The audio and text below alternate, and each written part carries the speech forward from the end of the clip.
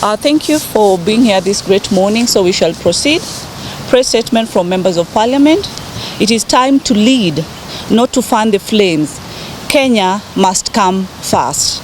Ladies and gentlemen of the fourth estate, as members of parliament representing the constituencies in Nairobi County and elected to serve this nation, we have solemn responsibility to lead with wisdom, to unite our people and to protect the stability of Kenya. In this critical moment, we cannot afford to sit back and watch as our country is dragged towards chaos and division. In the recent weeks, we have witnessed a worrying trend. Demonstrations that begin with expression of governance have quickly been inflated by both manipulative political actors and criminals. What should have been peaceful expressions of concern have been turned into violent confrontations. Shops have been looted, businesses destroyed, lives lost, and the dangerous rhetoric of tribalism has crept into our streets. When demonstrations turn violent, when hate is whispered into the crowds, it is Kenya that bleeds. We must reflect as individuals, in our homes, as communities, as churches, as mosques, as leaders, whether elected or not. Our constituents want peace that allows them to face life with its ordinary opportunities and challenges. They want jobs. They want security for their children. They want stable prices, safe neighborhoods, and hope for their families. No country has ever resolved its problems through violence. Burning businesses does not create jobs.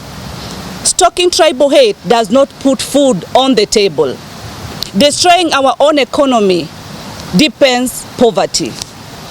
We remind all Kenyans that we are a democratic nation with institutions capable of addressing grievances. This is where lasting change is made, not in the ashes of burned shops or in the bloodshed on our streets. As MPs, we must rise above the temptation to exploit public frustrations for political gain. It is easy to stir emotions. It is easy to stand in a podium and call for chaos. But true leadership is tested in moments like this, when restraint, unity, and responsibility are most needed. To our leaders, the message is very simple. If your politics depends on dividing Kenyans, you have already failed. If your strategy is to ignite tribal hate, you have no place in leadership. It is time to lead and guide our people towards dialogue, not destruction. It is time to remember that Kenya comes first always. Thank you.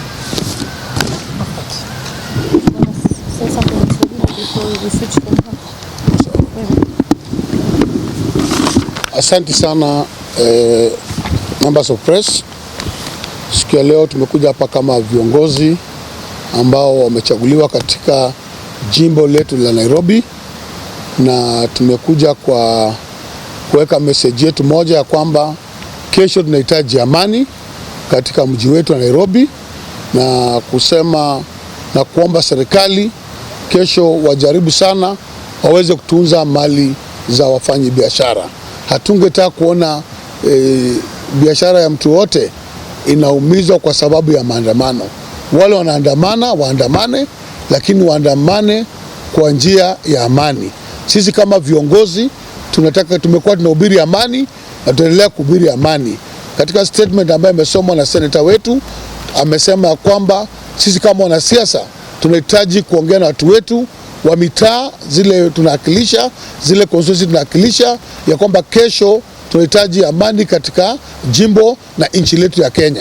Na tunataka kusema kwamba hakuna mtu yote anazuiliwa kufanya mambo yake ndani ya kisheria, lakini kama unakubaliwa kufanya mambo yako ndani ya kisheria, na wewe pia wajibike kuona hauinterfere na mali za wafanyabiashara. Hawa wafanyabiashara wamechukua loans, wamepanga mambo zao ili wasaidie jamii zao katika mahali wanatoka. Na tutakuwa ni vibaya sana ya kwamba kuna watu wanaingia katika hizo maandamano kuharibu pia amani ya Wakenya.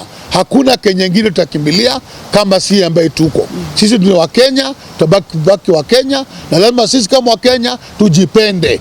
Tusipojipenda tutachoma nchi yetu, na kuchoma nchi yetu ni mara moja, kuijenga tena itakuwa ni ngumu. So tunahitaji kesho polisi wajibuke kwa kwamba kuchunga mali ya wafanyabiashara na kuona kwamba kila mtu ameandamana kwa njia ambayo inatakikana kwa saa zile zimewekwa kikatiba, na waende wamalize, waende nyumbani. Sisi kama viongozi tumekuja hapa kusema kwamba tunahitaji amani Kenya yetu, na pia tunasema kwamba tuna support our broad based government, kwa sababu hiyo ndio imeleta Wakenya pamoja katika jimbo letu la Kenya na majimbo zote za Kenya. Hiyo broad based government tunaendelea kufanya kazi pamoja kuona maendeleo ya wananchi, maendeleo ya watu mitaani, mashule zetu, zile biashara zetu za vijana, maendeleo ya vijana wa mama inaendelea.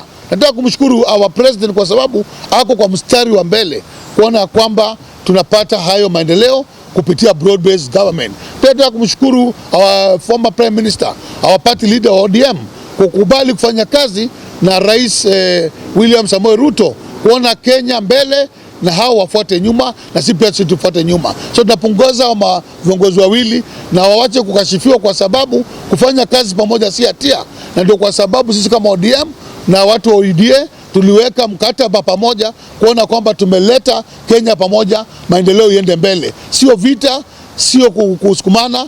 Tunataka kuona kwamba maendeleo ile inapatikana ikiweko. Nikimalizia kwa viongozi wetu wawili, Mheshimiwa Rais na mwenzake Raila Odinga, tunawapatia nguvu waendelee kushikana kuenda kusukuma Kenya mbele, ya kwamba Kenya ipate maendeleo ambayo inatakana ipatikane. Hata nimeona viongozi wengine wakikashifu sana Raila ya kwamba amefanya hivi, wawachana Raila afanye kazi yake. Raila ni party leader wetu na lazima pia heshimiwe. President ni president wetu, lazima heshimiwe. Kwa hao watu wote waheshimiwa na Kenya iende mbele.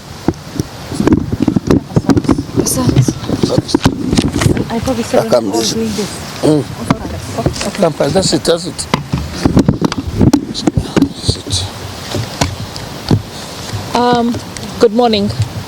The first thing I want to say is we have only one country, Kenya. And it might have a lot of challenges, but the way to solve the challenges are not through demonstrations that turn violent, protests that end up seeing people lose their rights, because one right cannot negate another right. Now, I have trended the whole of this week because of the public order bill. I want people to know that I meant that bill for the good of this nation, not to deter or curtail rights. In 2017, as your woman rep, I saw 97 dead, young dead people. And as ODM, we made sure that each and every one of them was buried with dignity, but we could never replace the lives of those that have been lost. So for me, I want to say to all those that think hashtags are the way to go, and they're taking advantage of our youth and the situations that they find themselves in, those hashtags are not going to give jobs. Those hashtags are actually destroying jobs. So what I want to say is give the president and give the Right Honorable Raila Odinga and any leader of like mind a chance to solve the problems that we want to solve for this country. Going on the streets every week, all right, is actually, it's good if it's peaceful. And I pray that tomorrow will be peaceful. For those that will exercise their rights tomorrow, right, the headlines that are trying to steer more division, right, which I've called the media out for that, right, are not going to help this country. I know that there's also, from the messages that I've gotten, I know that there's a lot of people that are funding this kind of movements in our country from outside. But remember, you live outside, but you're leaving the Kenyans here. Those who are saying invade the institutions of government, they are not on the front line to invade. It is our innocent children and families in despair that are going to lose their lives. So what I want to say is, let us work together. We need to dialogue together and resolve the problems. If Raila could do it, our party leader could do it with Uhuru Kenyatta. If our party leader again can do it with William Ruto, it shows that Raila has everybody in mind. He has this country's peace and prosperity in mind. So let us work together towards a peaceful Kenya. God bless Kenya. Amen. And God bless every citizen of this country. Amen.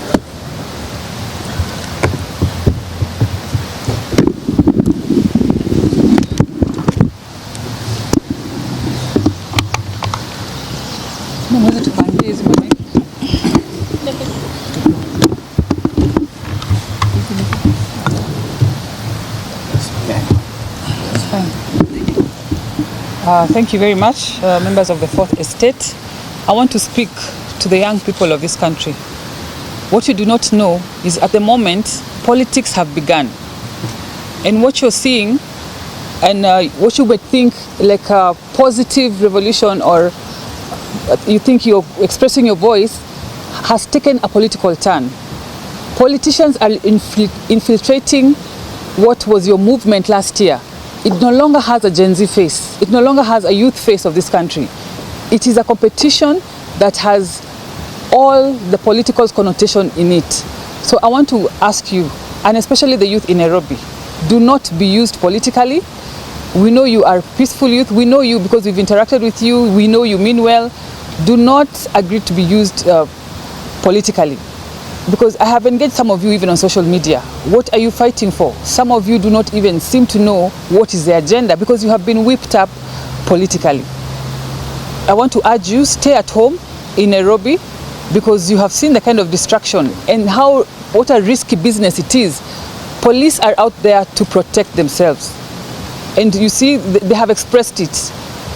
You are putting your lives in danger, and for what? And your families end up mourning. So the young people of Kenya, please, I ask you, if you want to express yourself and there is a point you want to drive, make sure that it is your movement. Make sure that it is not somebody else's agenda or somebody else's strategy. It is yourselves who are doing it because you have something to drive, not because you have been whipped up, you have been picked in matatus and dropped in town. Please desist from that. Thank you. Thank you.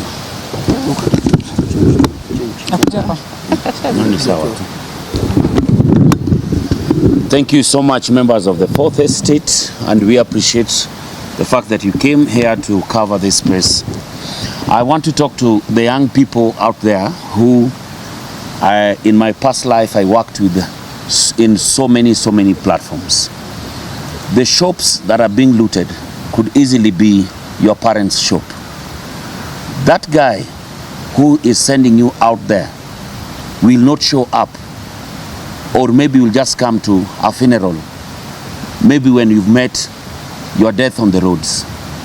It is very sad what this whole movement that had a lot under Gen Z has been taken over politically.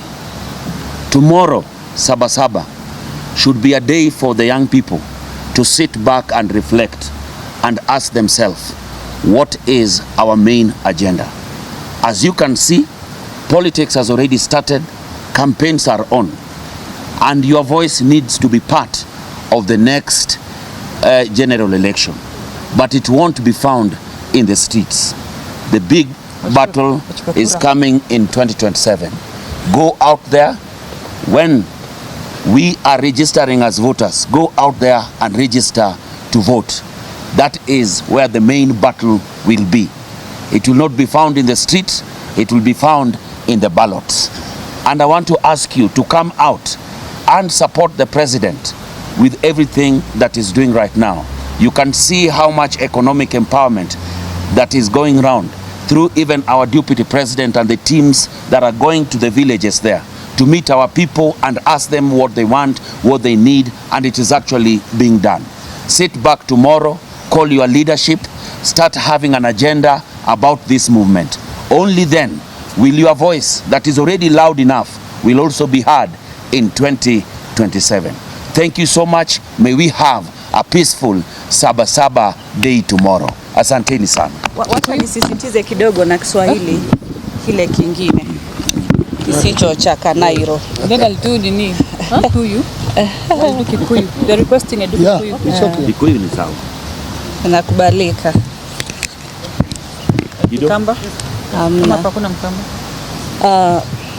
Shukran. Nisisitize niseme ya kwamba sisi kama viongozi tungetaka kuwaomba vijana wetu, madada zetu, mandugu zetu, kana kwamba hii ni nchi yetu, hatuna nchi nyingine. Tungetaka kusema ya kwamba suluhisho ni tuje sisi wote kwa meza, viongozi wa tabaka mbalimbali, viongozi wa makanisa, viongozi wa vyuo vikuu, viongozi wa wanabiashara pia, na viongozi ambao waliochaguliwa wakiongozwa na kiongozi wetu rais.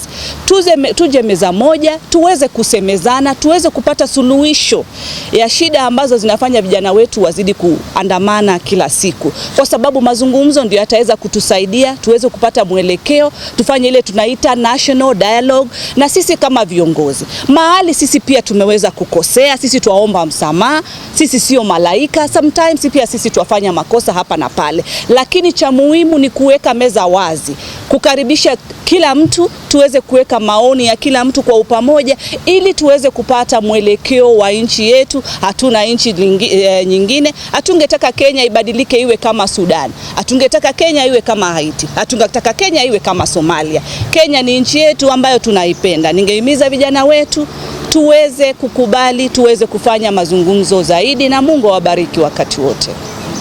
Amin. Number was shared online, all right? And a number of... Just come here, please come here. If you don't mind.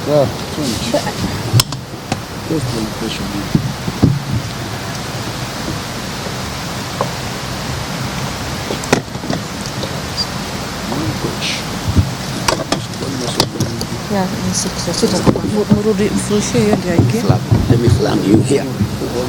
Okay, so because my number was shared online, quite a number of numbers have come to me. I've had messages from Israel, I've had messages from Saudi Arabia, Qatar, Dubai, America, Canada, Germany, and the UK.